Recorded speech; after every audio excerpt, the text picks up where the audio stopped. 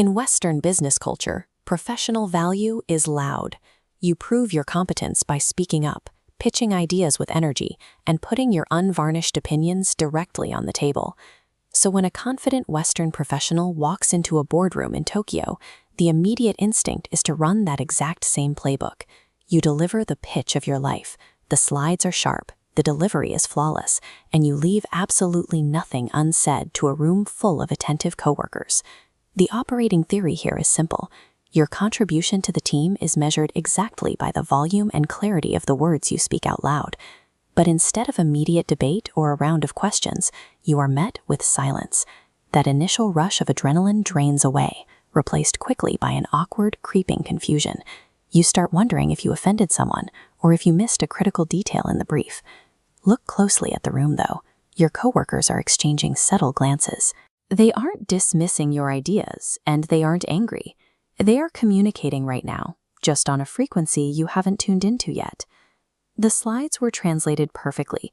The vocabulary was understood. So why did the communications still fall completely flat? It turns out there is a massive gap in translation that dictionaries can't fix. In this environment, the spoken word is only a tiny fraction of the total message being delivered.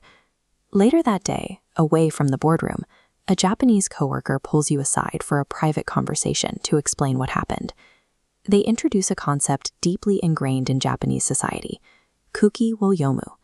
Literally translated, it means reading the air. As we can see here, silence often functions as a form of polite, collective reflection. It provides the necessary space to weigh a proposal before the group commits to a verbal response. Suddenly, the boardroom reaction makes sense. Your colleagues weren't ignoring you. They were giving it respectful, careful consideration before responding. Silence in a Japanese professional setting isn't a dead zone. It is a highly charged space carrying meaning you must decipher. Sociologists use a framework called context cultures to explain exactly why this friction happens across borders. On one end is low-context communication, typical of Western countries.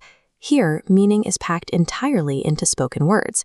Japan operates on the extreme high-context end. Words matter, but the real message is embedded in the surrounding environment, social hierarchy, and unspoken history. Looking back at that first meeting, you realize the air was actually dense with data. The posture of the senior manager, the brief eye contact between teammates, that was the feedback you were looking for.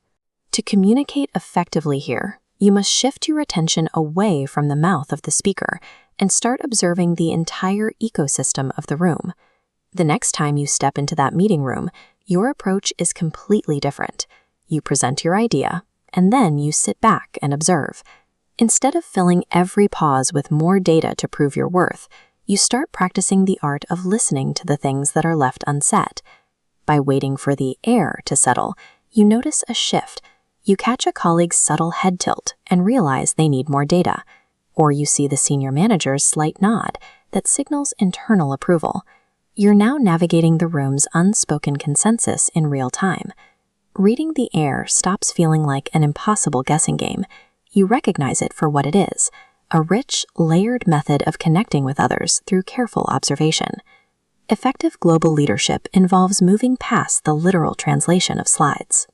Often, the most important message in the room is the one that never leaves anyone's lips.